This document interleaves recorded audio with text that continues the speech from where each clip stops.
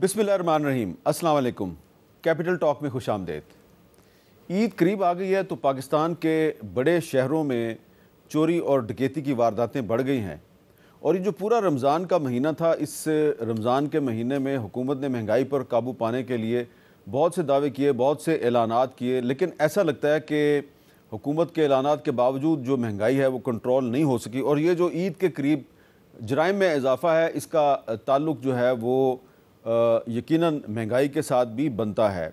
आपको पता है कि हर साल जब ईद करीब आती है तो पाकिस्तान रेलवे की तरफ से स्पेशल ट्रेनें चलाई जाती हैं ताकि लोग जो हैं वो ईद मनाने के लिए अपने घरों में जाएं तो उनको कोई मुश्किल ना हो, और इसके लिए किरायों में भी कमी का ऐलान किया जाता है।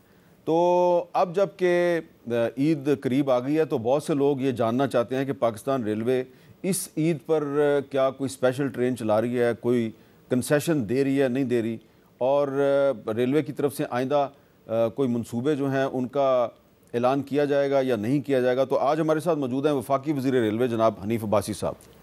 बहुत शुक्रिया अब्बासी साहब। सबसे पहले तो ये बताएं कि ईद करीब आ गई है, तो जब भी ईद करीब आती है तो रेलवे की तरफ से कुछ खुसूसी ऐलानात किए जाते हैं, स्पेशल ट्रेनें चलती हैं, कंसेशन दी जाती है, तो कुछ आप बताएंगे हमें? देखिए जी, इस दफ़ा भी स्पेशल प्राइम मिनिस्टर साहब की हदायत के ऊपर ना हमने आज से कोई 15 दिन पहले ये तय कर लिया था कि हम 5 स्पेशल ट्रेन चलाएंगे। 5 पहले चलती थी, 2-3, इससे ज़्यादा कभी नहीं चली। 5 स्पेशल ट्रेन हम चला रहे हैं। वो कराची से पेशावर भी है, कराची से लाहौर भी है, इस तरीके से फैसलाबाद भी है, और ये 5 ट्रेन चलेंगी। और इसके साथ साथ ये 4 तो ईद के दिन से ईद से पहले चलेंगी, एक ईद के बाद भी चलेगी। अच्छा, ताकि ताकि उसमें भी लोगों को हम फैसिलिटेट कर सकें, लोग आसानी के साथ वापस अपनी मंजिल मकसूद तक और पहुंच सकें। कोई किराया कम कर रहे हैं और आप? किराया हमने 20% डिस्काउंट किया जी। अच्छा, 20% हमने ये डिस्काउंट कब से कब तक है डिस्काउंट? ये डिस्काउंट है ईद के 3 दिन सर, पहले, दूसरे, तीसरे दिन सर। यानी कि सिर्फ ईद के दिन अगर आप ट्रेवल करेंगे तो आपको डिस्काउंट मिलेगा। तो ईद से पहले डिस्काउंट नहीं है? डिस्काउंट नहीं। अच्छा, तो इसका मतलब है कि ईद के से पहले ईद ही दे रहे हैं हम, ईद वाले दिन। नहीं, जो लोग पहले बुकिंग करवाते हैं, अगर वो किसी ने अगर ईद के दिन ट्रैवल करना है, वो बुकिंग पहले कराए, तो उसको कंसेशन मिलेगी? उसको कंसेशन मिलेगी जी, ईद वाले दिन की। अच्छा, अब ये बताएं कि आपने कहा कि ईद पे हम स्पेशल ट्रेनें चला रहे हैं, पेशावर, कराची, लाहौर। कराची पेशावर। लाहौर। तो वो जो अनफॉर्चुनेटली एक इंतहाई अफसोसनाक वाक़या हुआ, जाफ़र एक्सप्रेस पे हमला हुआ, उसके बाद से वो तो बंद है। तो बलूचिस्तान में जो रेलवे का ऑपरेशन है वो कब बहाल होगा? अच्छा, इसके ऊपर बड़ा अच्छा क्वेश्चन किया आपने। और परसों हमारी इसके ऊपर ना मीटिंग्स हैं लॉ इन्फोर्समेंट जो एजेंसीज हैं उनके साथ। अच्छा, वो हमारी कोयटा के अंदर है, और उसके अंदर हम ऑपरेशन के लिए तो तकरीबन हमारा रेस्क्यू का जो काम था, हमने जब सिक्योरिटी क्लियरेंस मिली 2-3 दिन बाद हमें, तो हमने अपना मुकम्मल कर लिया था। यानी पट्टी जहाँ से ब्लास्ट हुई थी उसको भी हमने रिपेयर कर लिया था, कोचेस भी हमारी रिपेयर हो गई हैं, और लोकोमोटिव भी हमारा रिपेयर हो गया। हम ऑपरेशन के लिए तैयार हैं, लेकिन सिक्योरिटी क्लियरेंस के लिए हम एक मीटिंग करने जा रहे हैं। उस मीटिंग के अंदर इंशाल्लाह ताला हम तय कर लेंगे कि ऑपरेशन किस दिन शुरू होगा। आपके ख्याल में? हमारी रेलवे की तरफ से किसी किस्म की कोई हमारी तरफ से जिसे कहते हैं देरी नहीं है। नहीं, आपके ख्याल में ईद पर कोई कोयटा से जी कराची तक, कराची से कोयटा कोई ट्रेन चलेगी? ट्रेन चलने के काबिल हम हैं। आप काबिल हैं? हम हैं। सिक्योरिटी क्लियरेंस हमारी परसों मीटिंग्स हैं, वहाँ पे जितने हमारे सिक्योरिटी से रिलेटेड लोग हैं, उसके बाद इंशाल्लाह हम डेट वहीं पे अनाउंस करें। अच्छा, ये बताएं कि ये जो अभी आपने बात कही कि हम सिर्फ ईद के 3 दिनों में ही कंसेशन देने की पोजीशन में है, क्या इसका मतलब ये है कि पाकिस्तान रेलवे माली तौर पे मुश्किलात का शिकार है? देखिए, पहली बात तो ये है कि मीर साहब आपके प्रोग्राम में सारी बातें मैंने अभी तक 20 दिनों में किसी जगह ML1, ML2, ML3 का जिक्र नहीं किया, अगर आपको याद हो। ना मैंने बुलेट ट्रेन का, ना मैंने ग्लास ट्रेन का जिक्र किया। मैंने ये कहा है कि जो इस वक्त एग्जिस्ट करता है हमारा सिस्टम, मैंने उसको अपलिफ्ट करना है या उसको बेहतर बनाना है। यानी मैं आपको बता देता हूँ, ट्रैक हमारी मुद्दत पूरी कर चुका है।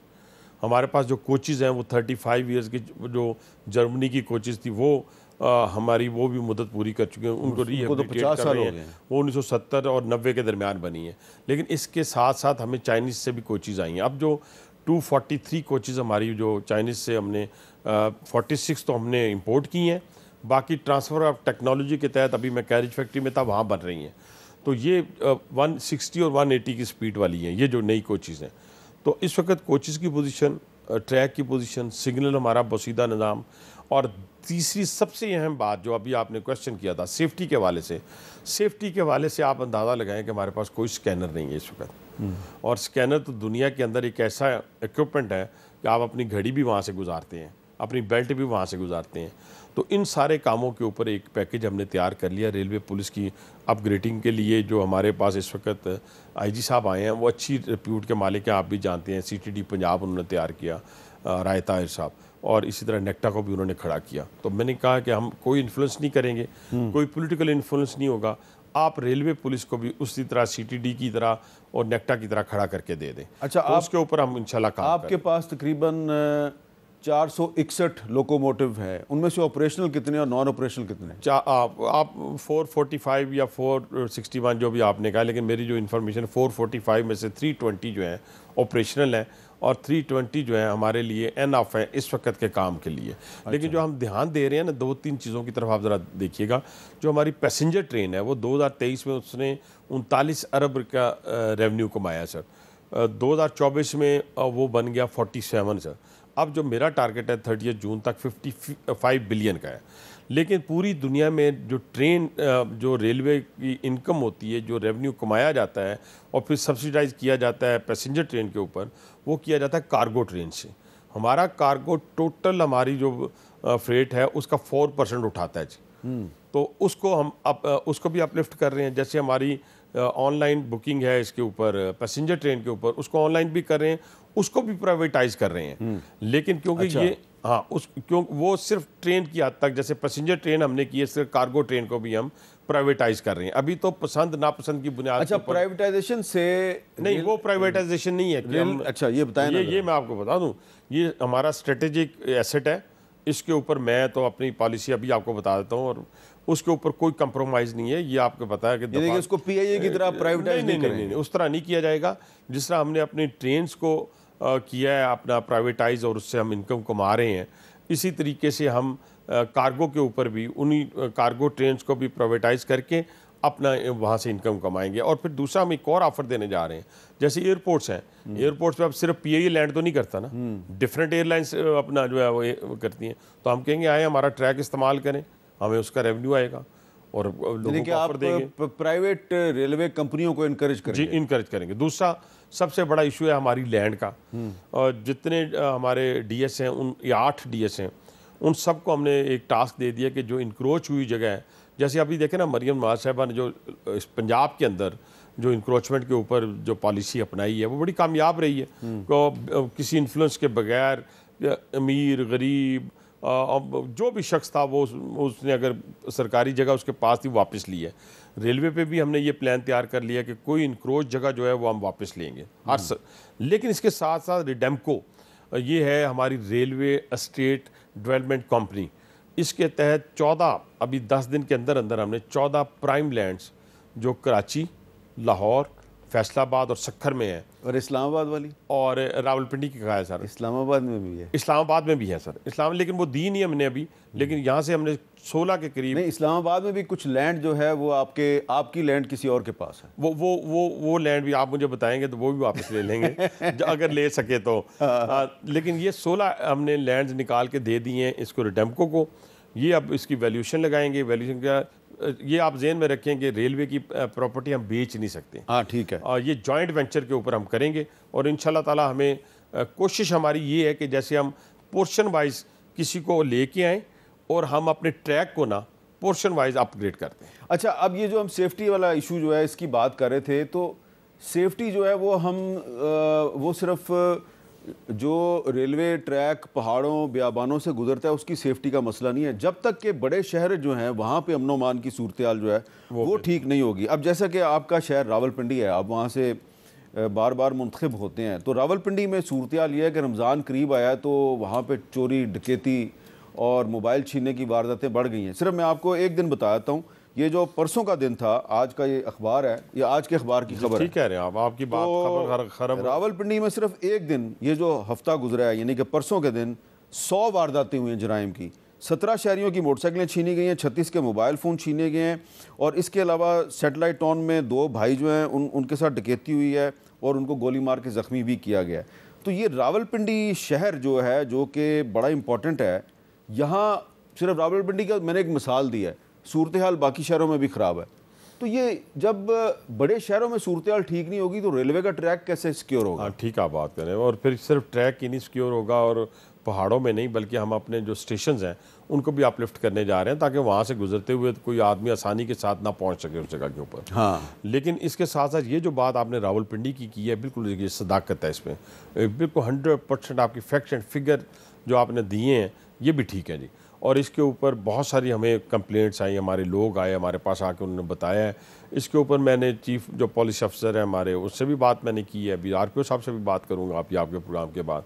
ये बहुत ज़्यादा इस वक्त मैं समझता हूँ कि और भी एलिमेंट्स शामिल हैं। आपको पता है कि आसानी के साथ ये हब है इस वक्त। आप खैबर पख्तूनख्वा से निकलें, वेपन से लेके नारकोटिक से लेके हर चीज़ का हब ये बन गया अब। लेकिन उसके ऊपर जिस तरीके से काम करना चाहिए वार फुटिंग के ऊपर, वो नहीं हो रहा।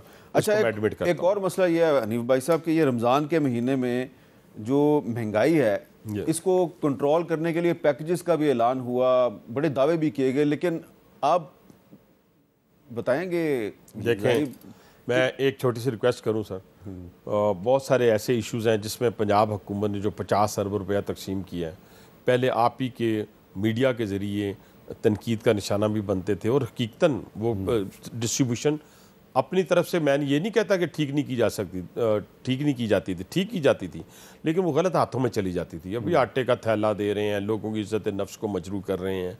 आप घी का थैला घी का डब्बा दे रहे हैं, इज़्ज़त नफ्स को मजरू। इस दफ़ा जो पंजाब हुकूमत ने किया वो बड़ा ही ऐसा इकदाम है। वो as a member national assembly, एक तो पहली बात यह है कि उसमें मेरा कोई अमल दखल नहीं था। उसमें बिल्कुल गैर जानबदारी के तहत ये बताया गया कि middle class, lower middle class कौन सा घर है, 10,000 रुपया उसके घर में पहुंचा जी। ना उसको क्यू में लगना पड़ा, ना उसकी इज्जत नफ्स मजरू हुई, और ना ही ट्रांसपेरेंसी के ऊपर कोई अभी तक उंगली उठा सके। इसी तरह जो मरकज़ी हुकूमत है उसने भी 20 अरब रुपया 5-5 हज़ार की सूरत में लोगों को दिया, इसी कैटेगरी के लोगों को जो लोअर मिडिल क्लास और जिनकी इज्जत नफ्स भी मजरू नहीं हुई। और इसकी शफाफियत के ऊपर मैं यहाँ बैठ के, जैसे मैंने पहले पुलिस के मामले में एडमिट किया, इस तरह ये मैं चैलेंज करता हूँ कि अल्हम्दुलिल्लाह ये सारे का सारा पैसा जो है वो घरों तक गया है। तो इससे मैं ये नहीं कहता कि उस 10,000 से उन्होंने अपना घर बना लिया है वो, लेकिन जो रमज़ान शरीफ की बात आपने की, जहाँ पे अशिया खुद दोनों सस्ती भी होनी चाहिए, वो अल्हम्दुलिल्लाह हुई हैं। इस्लामाबाद की हद तक मैं आपको कहता हूँ, हमने 14-16, मैं क्योंकि प्राइस कंट्रोल कमेटी इस्लामाबाद का भी मेंबर हूँ, प्राइम मिनिस्टर ने बनाया मुझे, पिंडी में नहीं, मैं इस्लामाबाद की बात करता हूँ। यहाँ हमने 16 के करीब स्टॉल ऐसे लगवाएं जो कंपनी रेट से घी कम था, कंपनी रेट से आटा कम था, चिकन कम था, अंडे कम थे, यही आपके, और चीनी कम थी। यानी 130 रुपये में चीनी फ़रोख्त की है। अच्छा। कहाँ 170 और 180 पे चली गई। अच्छा, अब ये बताएं कि ये जो हमारे मुल्क की जो इक़्तिसादी तरक्की है इसका बराह रास्त ताल्लुक़ है सियासी इस्तेहकाम के साथ, पॉलिटिकल स्टेबिलिटी के साथ। तो जो आपके जो सियासी मुखालफीन हैं वो ये कहते हैं कि पॉलिटिकल स्टेबिलिटी सिर्फ एक सूरत में आ सकती है, और वो क्या सूरत है, ज़रा बताएं जी, ये क्या कह रहे हैं? इमरान खान को रिहा करना पड़ेगा। जब तक इमरान खान जेल में है आप इंटरनेशनली एस्टेब्लिश नहीं कर सकते कि पाकिस्तान में पॉलिटिकल स्टेबिलिटी है। इनको ये समझ नहीं आ रही, इनको ये समझना पड़ेगा। कोई इन्वेस्ट करने को तैयार नहीं है आपके साथ। अफगानिस्तान के साथ 2200 किलोमीटर की मेरे सूबे की एक बॉर्डर है। आप बगैर मुज़ाकरात किए अफगानिस्तान के साथ इस खिते में अमन की बहाली नहीं कर सकते। चले, अफगानिस्तान के साथ तो बातचीत शुरू हो गई, उसको छोड़ दें।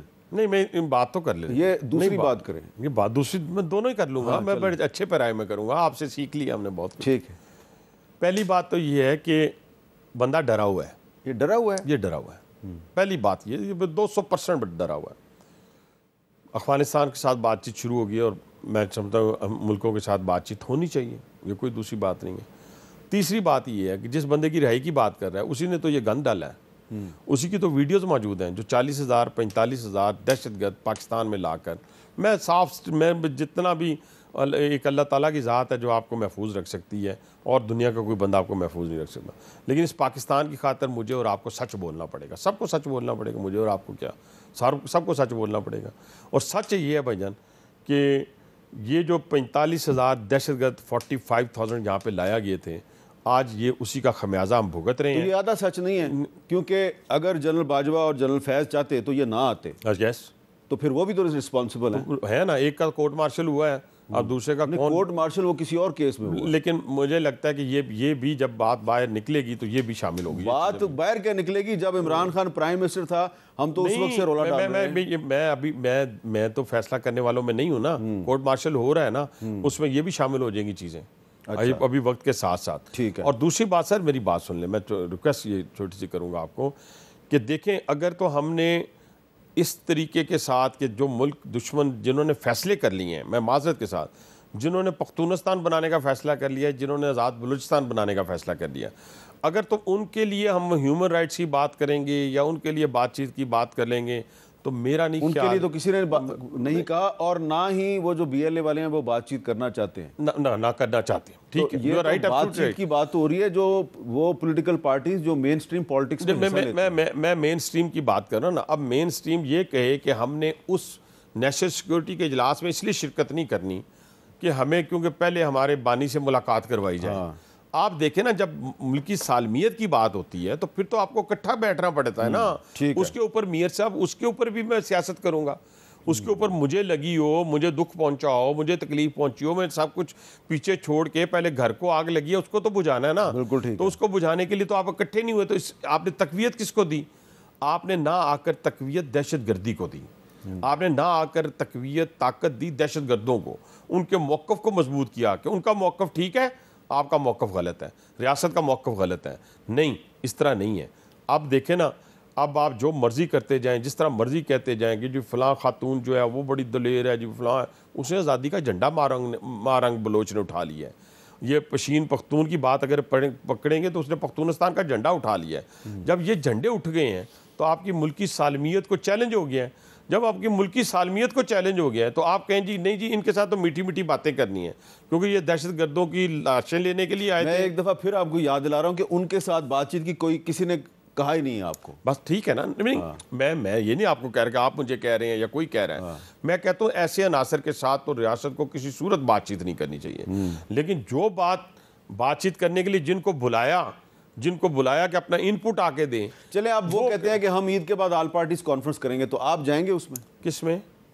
PTI की ऑल पार्टीज कॉन्फ्रेंस। लेकिन PTI की ऑल पार्टीज कॉन्फ्रेंस में फैसला मैं तो नहीं कर सकता ना, ये फैसला तो पार्टी क़यादत करेगी कि उन्होंने जाना है कि नहीं जाना। ठीक है। अच्छा जी, आखिर में ज़रा सलमान अकरम राजा साहब जो सेक्रेटरी जनरल हैं तहरीक इंसाफ के, उन्होंने पिटीशन दायर की थी इस्लामाबाद हाई कोर्ट में कि इमरान खान से मुलाकात की इजाज़त दी जाए, तो इजाज़त तो मिल गया, लेकिन उन्होंने आज कुछ कहा, ज़रा सुनाएं। अगर कोई ये समझता है कि इमरान खान किसी से कोई माफ़ी मांगेंगे तो इस ख्याल को आप खारिज अज़ इम्कान करते हैं। हमारी गुफ्तगू बहुत अच्छी चल रही है JUI से, दीगर जमातों से, सिंध की जो जमातें हैं, हर जगह हम आगे बढ़ रहे हैं। हमें नज़र ये आ रहा है कि एक बड़ा हमागीर कौमी इत्तेहाद जो है वो पैदा होगा। MQM हो, पीपल्स पार्टी हो या PMNN हो, उनको नज़रसानी करना होगी अपने रवैये पर, अपने तर्ज अमल पर, फिर कोई बात होगी। इस वक्त मुझे इसका इम्कान नज़र नहीं आता। अच्छा, एक तरफ आपका मौक़िफ़ है, आप कह रही हैं दहशतगर्दों के साथी हैं, दूसरी तरफ उनका मौक़िफ़ है और वो ये कहते हैं जनाब के ना हमने माफ़ी मांगनी है और ना ही आपके साथ कोई समझौता करना है। अच्छा, तो ये दो एक्सट्रीम्स पे चले गए हैं आप दोनों। पहली बात तो ये कि सलमान अकरम राजा साहब बेचारे जो है ना, ये और बाकी तमाम जितने लॉयर्स हैं वो फारग हो गए, आपको पता ही होगा। वो उन्होंने नए अपने हायर कर लिए हैं लीगल, मतलब कि अपनी केसेस के हवाले से। ये आपके इल्म में है? सलमान अकरम राजा साहब फारग नहीं हुए? नहीं, सारे हो गए। अच्छा, सारे हो गए सर। सलमान अकरम राजा वो जो एक आज अदालत ने ये हुक्म दिया है जी कि इमरान खान से मुलाकात सिर्फ वही कर सकेगा जिसको सलमान अकरम राजा साहब नॉमिनेट करें। हाँ, वो नॉमिनेशन और है, मैं लीगल उनके केसेस की बात कर रहा हूँ। नॉमिनेशन के लिए और बात है। अच्छा, वो फारिग हो चुके हैं। और दूसरी बात ये है कि फारिग हुए नहीं हुए, चलें, इससे भी हमारा ये गुफ्तगू उन्होंने सेक्रेटरी जनरल PTI की हैसियत से PTI की हैसियत से किया। लेकिन मैं लॉयर जितने उन्होंने नए हायर कर लिए 2-2 करोड़ रुपए में, जो पैसों को भी पता चल गया। अच्छा, ठीक है जी। अब इशू ये है कि वो कह रहे हैं कि हम नज़रसानी करें। भी नज़रसानी तो आपको करनी पड़ेगी ना। आपने जब हमारे से मुज़ाकरात शुरू किए तो आप हर मुज़ाकरात के 1 घंटे बाद जाके बाहर फ़ोन करके कहते थे हम फ़लाँ से पूछ लें, हम फ़लाँ से, फिर अगले दिन हमारी बानी PTI से मुलाकात कर, फिर हम पूछ के आएंगे। कोई इख्तियार इनके पास नहीं था। मौलाना फजलुर रहमान साहब को इन्होंने डिच किया। मौलाना फजलुर रहमान साहब इनके करीब गए, वो इनके करीब आए, लेकिन जब ये हमारे साथ मुज़ाकरात करने के लिए आए तो उन्होंने तो मौलाना से पूछा भी नहीं। कोई इत्तेहाद दिल्ली दूरस्त, ठीक है, दिल्ली दूरस्त, इत्तेहाद ये है कि MQM हुकूमत में शामिल है, पाकिस्तान पीपल्स पार्टी हुकूमत में शामिल है, बाप पार्टी हुकूमत में शामिल है। अब रह के वो लोग रह जाते हैं जो कह रहे हैं कि पाकिस्तान के ऊपर अदम इस्तेहकाम की सूरत में हम जो है वो अमारात अफ़गानिस्तान की जो बात कर रहे हैं, वो अमारात पाकिस्तान की बात करें, वो हमें आके इक़्तिदार दिला देंगे। कितनी भोलेपन का मुजाहरा कर रहे हैं ये। वो आपको इक़्तिदार नहीं दिलाएंगे बल्कि आपको ठुड्डे मारेंगे और इस पाकिस्तानी कौम को ठुड्डे मारेंगे। तो इसलिए हमें जागना चाहिए। हम सबको, इंटेलेक्चुअल्स हों, पॉलिटिशियन हों, दुकानदार कह रहा है मेरी दुकान चल रही है, और फैक्ट्री वाला कह रहा है मेरी फैक्ट्री चल रही है, पॉलिटिशियन कहता है मेरी पार्लियामेंट चल रही है, इंटेलेक्चुअल्स कहता है मेरा भी काम चल रहा है, सैलरी आ रही है। लेकिन भाईजान जो कुछ हो रहा है, बहुत से लोगों की सैलरी नहीं आ रही, तो जिनकी नहीं आ रही उनकी आनी चाहिए। जिनकी सैलरी आनी चाहिए, जिन्होंने काम किया है उसको उसका मुआवजा मिलना चाहिए। और यही आज कैरेज फैक्ट्री में भी लोगों ने कहा कि हमें सैलरी तो मिल गई है, लेकिन अगर हमें सैलरी जो है ईद से पहले एक मिल जाए तो हम अपने बच्चों के साथ अच्छी ईद मना सकते हैं। तो इंशाल्लाह वो काम ये आपने बहुत अच्छी बात की है कि ईद से पहले सैलरी मिलनी चाहिए। बहुत बहुत शुक्रिया हनीफ भाई साहब। एक ब्रेक लेते हैं। और भाई साहब ने गुफ्तगू की है, ज़ाहिर बात है उन्होंने तहरीक इंसाफ पे काफ़ी तनकीद किया, तो तहरीक इंसाफ का मौक़िफ़ लेते हैं वक्फे के बाद।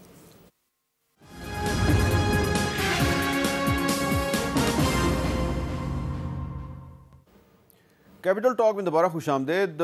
हुकूमत के वज़रा बहुत धड़ल्ले से ये दावा कर रहे हैं कि जो पाकिस्तान तहरीक इंसाफ है वो दरअसल इनडायरेक्टली और डायरेक्टली वो जो दहशतगर्द हैं, जो पाकिस्तान के दुश्मन हैं, उनके नैरेटिव को सपोर्ट करती है। और ख़ास तौर पे जो कौमी सलामती कमेटी का इजलास था उसमें शिरकत ना करके तहरीक इंसाफ ने दरअसल जो दहशतगर्दों का बयानिया है उसकी तायद किया। तो इस पर तहरीक इंसाफ का क्या मौक़िफ़ है, हमारे साथ मौजूद हैं अली मोहम्मद ख़ान साहब, रुकन कौमी असम्बली हैं और तहरीक इंसाफ के सीनियर रहनुमा हैं।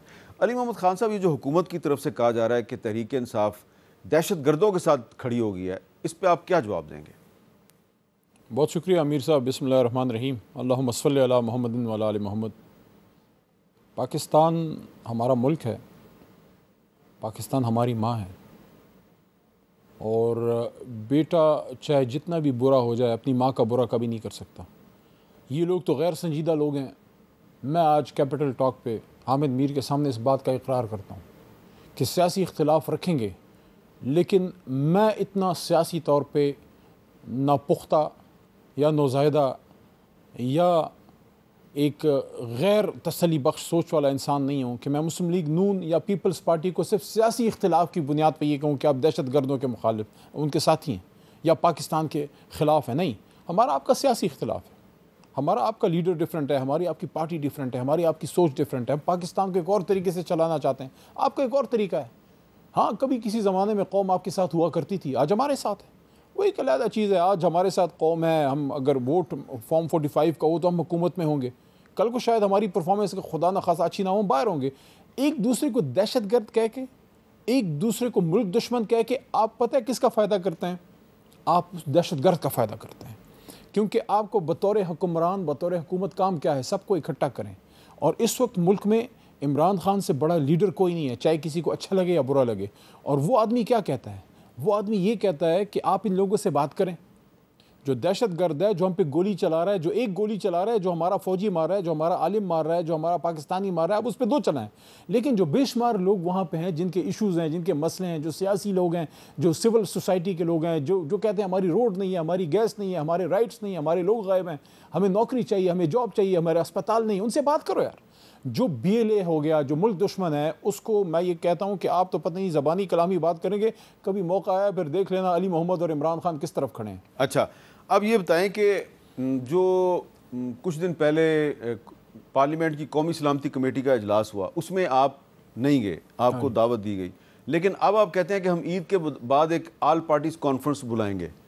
तो अगर आप हुकूमत के बुलाने पे नहीं गए कौमी सलामती कमेटी के इजलास में, तो ईद के बाद अगर आप APC बुला रहे हैं तो वो क्यों आएंगे आपकी पार्टी में? मेरे ख्याल में दोनों को जाना चाहिए था, हमें भी जाना चाहिए था और उनको भी आना चाहिए। हम कोई इतने बच्चे नहीं हैं कि वहाँ जाके इमरान खान साहब का नज़रिया बेच के आ जाएंगे। इमरान खान साहब के साथ आधी से ज़्यादा ज़िंदगी गुजर गई है, और मैं ये समझता हूँ कि जो अपने लीडर का नहीं है, सख्त बात है लेकिन चलने दें इसको, जो अपने लीडर के साथ बेवफाई करता है वो हलाल का नहीं है। हाँ, ये है कि कुछ चीज़ों पे हमें फिर खान साहब से इजाज़त लेनी पड़ती, खान साहब का जो बेसिक नजरिया है वो हम सबको पता है, आपको भी मीर साहब पता है, बीन कवरिंग खान साहब for the last 20 odd years कि खान साहब बड़े ऑपरेशन के हक में नहीं है, कि जिससे मास एक्सीडेंट्स हो, IDPs हों, लोग घर छोड़ दें, वहाँ जनाब सब कुछ मलियामेट हो जाए, उसके हक में नहीं। खान साहब कहते हैं पहले आप बात करो, उनको इंगेज करो और दहशत गर्दों और अवाम को एक दूसरे से दूर करो, कि जिन लोगों के मसले हैं उनके जज्बात पे दहशत गर्द खेलते हैं, आप उनको एड्रेस करेंगे तो आप दहशत गर्दों से अवाम को अपने पास ले आएंगे, आप उनसे बात कीजिए। ये चीज़ें हमने वहाँ रखनी थी। हाँ, कुछ सवालात अगर मुझे मौका मिलता मैंने रखने थे वहाँ इस्टेब्लिशमेंट के सामने, और सबसे बड़ा नुक्ता मेरा ये था कि अगर आप समझते हैं कि आपको इस दहशत गर्दी की जंग में पूरी कौम अपने साथ मजबूत चाहिए, जो कि होना चाहिए, जो अभी शहादतें आई हैं, जो 7 शहीद हुआ है उसका बाग आज़ाद कश्मीर का, मेरा दिल उस पर दुखी है। खूबसूरत बच्चा जो है मेजर साद कैप्टन हसनैन जेलम के हैं, वो भी शहीद हुए हैं, दिल ज़ख्मी है। इसी तरह मुफ्ती शाकिर साहब जो शहीद हुए हैं, दिल ज़ख्मी है। जो हमारे मौलाना हामिद उल हक साहब शहीद हुए हैं, दिल ज़ख्मी है। जो जाफ़र एक्सप्रेस, तो इन सारी चीज़ों पे हम ये समझते हैं कि इमरान खान साहब को आप अगर अपने करीब लाएं, उनके साथ बैठाएं, उनको मेरा मैसेज इस्टेब्लिशमेंट को ये होता कि एक आदमी पूरी कौम को इकट्ठा कर सकते, वो है इमरान खान। आपने मुल्क का तुर्ब का पत्ता जेल में सबने डाला हुआ है, उसको अंदर रखा हुआ, कहते हैं मुल्क को हम अगर आप कहते हैं कि एकजहती चाहिए, फिर अपना सीना खोलें। तो अली मोहम्मद खान साहब, इसका मतलब ये हुआ कि पार्लियामेंट की कौमी सलामती कमेटी के इजलास में ना जाके आपने हुकूमत को एम्बेरसमेंट से बचाया?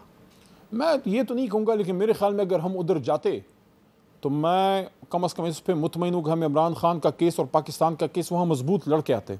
और लेकिन आपकी पार्लियामानी पार्टी के इजलास में तो फैसला हुआ था कि जाना है, तो फिर क्या वजह हुई, क्यों नहीं गए? देखिए, मैं समझता हूँ हुकूमत थोड़ा सा दिल बड़ा करती ना। हमारी तरफ से एक नुक्ता ये आया था कि खान साहब से हमें इजाज़त भी दी जाए मुलाकात की। खान साहब से अगर मुलाकात की इजाज़त होती तो हम ज़्यादा मुलाकात की इजाज़त मिली, लेकिन लेट मुलाकात हुई। वो बड़ा लेट क्या, वो देखें, वो 2 बजे मुलाकात थी, तो इजलास तो सुबह 11 बजे था ना। देखें, मेरी बात सुनिए, अगर आप इतना बड़ा इनिशिएटिव ले रहे हो, हुकूमत की बात करूँ कि हमने पूरी कौम को इकट्ठा करना है, पॉलिटिकल कंसेंसस है, सबको इकट्ठा होना चाहिए, कौमी यकजहती है, फिर थोड़ा सा दिल भी बड़ा करे ना, फिर थोड़ा सा नेक नियति भी पैदा करे ना। अगर हमारा वफ्द इमरान खान साहब से जाके मिल लेता तो खान साहब क्या कहते? खान साहब यही कहते कि भाई ये नुकात हैं। बल्कि मैं तो ये कहता हूँ कि हम वहाँ जाके खान साहब से क्यों मिलते? खान साहब को आप यहाँ क्यों लेके नहीं आए? क्या पेरोल पे इमरान खान को बाहर लेके नहीं आ सकते थे? आपकी अना पाकिस्तान की बका से ज़्यादा अहम है। आपकी अना ये कहती है कि इमरान खान को जेल में डालो। पाकिस्तान की बका और सलामती ये कहती है कि इमरान खान ही नहीं बल्कि तमाम नेशनलिस्ट सियासतदान, वो लोग जो आईने पाकिस्तान को मानते हैं, जो पाकिस्तान से मोहब्बत करते हैं, उन सब को लाओ। आप अगर एक इमरान खान को ले आते, दहशत गर्दों को वहाँ से मैसेज क्या मिलता कि आपस में सियासी इख्तिलाफ है, एक दूसरे को के चेहरे को नहीं देखना चाहते, एक दूसरे से हाथ नहीं मिलाना चाहते। लेकिन बात जब पाकिस्तान की आई तो इमरान खान, आसिफ अली जरदारी और मियाँ शहबाज शरीफ सब एक साथ खड़े हैं पाकिस्तान के लिए। ये नुकसान किसने किया? ये नुकसान इस हुकूमत ने किया कि इमरान खान साहब को लेकर आज इस्लामाबाद हाई कोर्ट ने इमरान खान साहब से हर जुमेरात को मुलाकात की इजाज़त दे दी है, तो अब तो ये मसला हल हो गया। तो अब आप समझते हैं कि आप जो बात कर रहे हैं तो ये बात आगे बढ़ सकती है कि तहरीक इंसाफ और रियासत पाकिस्तान एक दूसरे के करीब आएंगे, और इमरान खान साहब से जब आप लोगों की मुलाकात होगी तो वो आपको ये नहीं कहेंगे कि ज़रा मज़ीद सख्त बयानबाजी करो? मुल्क को, सिस्टम को नॉर्मलाइज होना चाहिए। फासले बहुत बढ़ गए हैं। साफ बात करूँगा कि मैं बचपन से लेकर आज तक 3 मार्शल लाएँ देखी हैं, एक अनअनाउंस्ड और 2 अनाउंस्ड। ज़िया साहब की और मुशर्रफ साहब की, और फिर मौजूदा रजीम को मैं क्या कहूँ, मार्शल लॉ प्लस कहूँ, मैं इमरजेंसी प्लस कहूँ, मैं क्या कहूँ इसको, व्हाटएवर आप गैर एलानिया मार्शल, जो भी आप इसको कहें। मैं आपको दावे से ये कहता हूँ कि मैंने कभी इतना फासला अपने इदारों और अवाम में नहीं देखा जिस पर मेरा दिल दुखी है। उसकी वजह यह है, मेरा ताल्लुक उस ख़ानदान से जो उसने पाकिस्तान बनाया, और फिर उस ख़ानदान से भी है जिसने फिर बनाने के बाद जंग में भी हिस्सा लिया। 47 में दादा खान साहब, अपना खान साहब मुंह में आते हैं, बाबू खान साहब लीडर है ना मेरे, कायद आज़म के साथ थे मेरे दादा। लेकिन 71 में फिर मेरी फैमिली लड़ी। 71 में मेरे मामू POW रहे, ईस्ट पाकिस्तान में जेल काटी, तकलीफ़ें। और अब दोबारा ये जो सारा हुआ है, मैं जो ये देखता हूँ कि यार ये जो फासला पैदा हो रहा है, मुझे दुख इसलिए होता है कि मुल्क का नुकसान है अगर इदारे और आवाम के बीच में फासला हो। तो 25 जुलाई को जब मैं रिलीज़ हुआ पेशावर हाई कोर्ट के हुक्म पर, पहला जो मेरा स्टेटमेंट था वो ये था कि पाकिस्तान को सियासी इंतकाम की नहीं, सियासी इस्तेहकाम की ज़रूरत है। खान साहब ने भी जब बात की तो खान साहब ने कभी ये नहीं कहा कि उनका सिर्फ शख्सियात से इख्तलाफ है, सियासी इख्तलाफ है कि पाकिस्तान की सियासत में इस्टेब्लिशमेंट का रोल नहीं होना चाहिए। वो इदारे के ख़िलाफ़ नहीं है, वो कहते हैं ये तो मुल्क भी आईन मेरा है, पाकिस्तान कहता है। वो कहते हैं मुल्क भी मेरा है, फौज भी मेरी है। तो इन सारी चीज़ों में आप मुझे बताइए, अगर आपने इमरान खान को अंदर रखा हुआ है, मुझे तो इसकी नहीं समझ आती कि लोग इसमें खुश होते हैं कि इमरान खान से मुलाकात की इजाज़त मिल गई, इमरान खान ने ताक़यामत जेल में रहना है। इमरान खान खुद क्यों नहीं बाहर आ सकते, उनको क्यों नहीं बाहर लाया जा रहा, ये क्यों मुल्क का नुकसान किया जा रहा है? ये मेरी बात याद रखिए, अल्लाह ना करिए मेरी बात सच साबित हो, लेकिन मैं आपको दावे से ये कहता हूँ कि ये जो लोग कर रहे हैं वो इमरान खान का नुकसान नहीं कर रहे। मैं हुकूमत को भी कह रहा हूँ, मैं एस्टैब्लिशमेंट के ज़िम्मेदार लोगों को भी कह रहा हूँ, ये नुकसान पाकिस्तान का हो रहा है कि मुल्क के सबसे बड़े आदमी को अंदर रख के आप कौम को तकसीम होने दे रहे हैं। तो आपको इकट्ठा होना चाहिए, इमरान खान को बाहर लाओ। आपको यकीन है कि इमरान खान साहब रिलीज हो गए तो वो कौम को मुत्हिद करेंगे, मजीद कौम को तकसीम नहीं करेंगे? तीन बातें उस पर मैं करूंगा। मैं तो, मेरी तो बात ही नकारखाने में तोती की आवाज़ है, मैं जब बात करता हूँ फिर मेरे पीछे अपने भी पड़ जाते हैं, फिर बाद में उसी बात आपके अपने तो आपके बहुत ज़्यादा पीछे पड़े। शुक्र अल्हम्दुलिल्लाह के पड़े हुए। मैं सच बात करूँगा, मैं हक बात करूँगा जो होनी चाहिए। खान के साथ हिमायत से मुझे कोई नहीं हटा सकता। देखें, 16 फरवरी 2024 को इलेक्शन के एक हफ्ते बाद इमरान खान से जाके मैं मिला। मैंने जान के उनके सामने बात की कि खान साहब पिछले रमज़ान में, यानी कि 2023 के रमज़ान में, खान साहब आपने ज़मान पार्क में एक बात की थी और आपके प्रोग्राम में मैंने वो बात की भी। दूसरी बात कर रहा हूँ कि खान साहब आपने कहा था कि मैं फतह मक्का मॉडल पे बिलीव करता हूँ, तो क्या आप आज भी वो बात करते हैं कि जब आप रिलीज़ होंगे तो क्या होगा? उन्होंने कहा यार देखो, हुजूर सल्लल्लाहु अलैहि वसल्लम की ज़िंदगी उस हसना और फतह मक्का मॉडल को लेके वेस्ट ने, फिर उन्होंने नेल्सन मंडेला की बात की कि वेस्ट कितनी तरक्की कर गया। उन्होंने कहा कि उन्होंने ट्रुथ एंड रिकंसिलिएशन कमीशन बनाया। तो खान साहब ने ये आइडिया उस वक्त दिया पिछले साल कि हम एक truth and reconciliation commission type चीज़ बनाएं, उसमें सारे जिम्मेदार लोग आके सच बोलें या मुल्क को आगे लेके। ये बड़ी अहम बात है। आगे चलते हैं, एक वक्फा लेना है, वक्फे के बाद बड़ी अहम बात करें। अली मोहम्मद खान साहब इनकी बात जारी रखते हैं।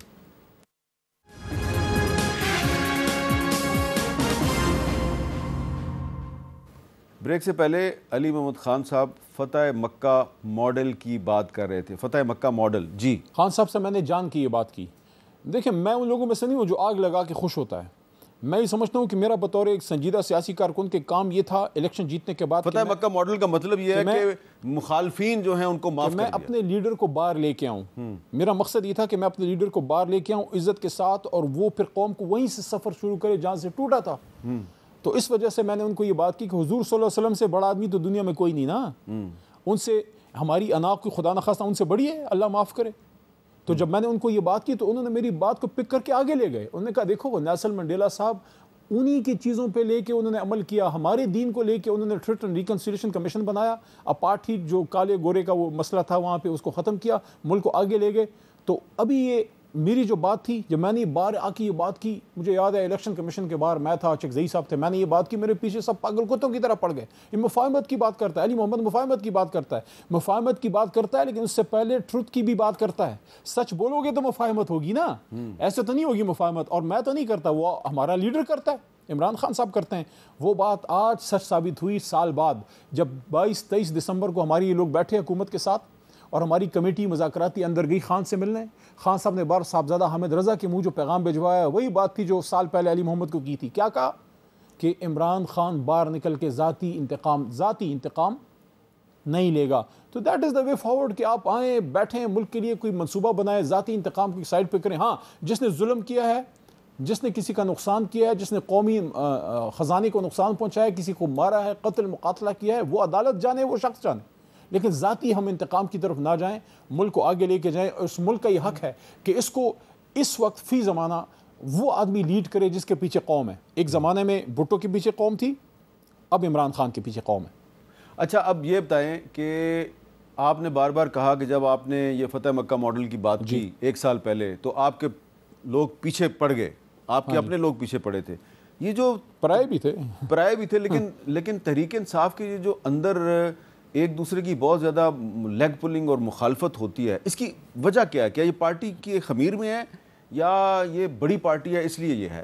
ना पार्टी के खमीर में, ना बड़ी पार्टी है। बड़ी पार्टी तो है, असल मसला ये है कि खान साहब अंदर हैं। तो इन हालात में ज़ाहिर ये नेचुरल है कि खान साहब की गैर मौजूदगी में कुछ ना कुछ तो ज़ाहिर रूटीन वाला नॉर्मल मामला तो नहीं चल सकते। फिर इसमें वो लोग अब बहुत कम रह गए जो खान साहब के साथ उन्होंने आम हालात में काम किया था। जेल में तो बहुत से लोग मिले उस स्ट्रगल के ज़माने से, जो लोग साथ चले हैं, आधे से ज़्यादा तो छोड़ गए, आधे से ज़्यादा तो जो छुड़ा दिया गया। तो क्या ये कहना दुरुस्त है जो आपने गुफ्तगू की है? तो मैं जो समझ रहा हूँ आप ये कहना चाह रहे हैं कि रियासती इदारों के साथ तहरीक इंसाफ की जो मुहाज रही है उसकी बेनिफिशरी मौजूदा हुकूमत है जो मुस्लिम लीग नून की हुकूमत है, बिल्कुल, और अगर रिकॉन्सिलिएशन होती है तो उसका नुकसान मौजूदा हुकूमत को है जो मुस्लिम लीग नून की हुकूमत है। देखें, रिकॉन्सिलिएशन का नुकसान तो मुझे नहीं पता, फ़ायदा मुल्क को है। उसकी वजह यह है कि मुझे अच्छा नहीं लगता कि मेरा कोई जवान, मेरा कोई बच्चा, मेरे मुल्क की कोई बच्ची सोशल मीडिया पर बैठ के अपने इदारे के बारे में गलत बात करे। लेकिन वो कैसे दूर होगी वो चीज़? वो आपकी मेरी तबलीग से ठीक नहीं होगा मसला। वो मसला तब ठीक होगा जब उनको लगेगा कि अब इंसाफ होना शुरू हुआ है। जब इमरान खान साहब बाहर आएंगे, जब इमरान खान साहब खुद अपने मुंह से कहेंगे कि भाई हमारी इदारे से लड़ाई नहीं है, फ़ौज मेरी फ़ौज है, मुल्क मेरा मुल्क है। हाँ, फ़ौज का, इदारों का, इस्टेब्लिशमेंट का, जो भी आप इसको नाम दें, उसका एक लिमिटेड रोल तो होगा। ये मैं नहीं कहता मुकम्मल डिटैच कर दें, हर मुल्क में होता है। लेकिन ज़रूरत से ज़्यादा इंटरफेरेंस और ये जो इस्टेब्लिशमेंट का ये रहा, ये जो 2024 के इलेक्शन में जो सारा कुछ हुआ, आप मुझे बताएं, जरदारी साहब या मियाँ साहब तो उस वक्त हुकूमत में नहीं थे ना। चलें, अब ये बहस दूसरी तरफ चली जाएगी, लेकिन असल बात यह है कि आपने फ़तेह मक्का मॉडल की बात की और आप कहते हैं फ़तेह मक्का मॉडल से ही पाकिस्तान आगे बढ़ सकता है। बहुत बहुत शुक्रिया अली मोहम्मद खान साहब जो हैं फ़तेह मक्का मॉडल की, उन्होंने बाद में ट्रुथ एंड रिकॉन्सिलिएशन की भी वो बात कर रहे हैं। लेकिन ये ट्रुथ एंड रिकॉन्सिलिएशन पाकिस्तान को सिर्फ उस सूरत में आगे ले जा सकता है कि अगर आप पाकिस्तान के आइन के अंदर रह के आइन की हर शिक जो है, हर आर्टिकल जो है, उस पर भरपूर तरीके से अमल दरामद करें। ये नहीं हो सकता कि आप आइन के 3-4 आर्टिकल जो आपके फ़ायदे में हैं उस पर अमल दरामद करें और 25-30 आर्टिकल जो कि आपके सियासी फ़ायदे में नहीं है उनको आप नज़रअंदाज कर दें। पूरे के पूरे आइन पे अमल दरामद करें तो पाकिस्तान आगे बढ़ेगा। इजाज़त दें, अल्लाह हाफ़िज़।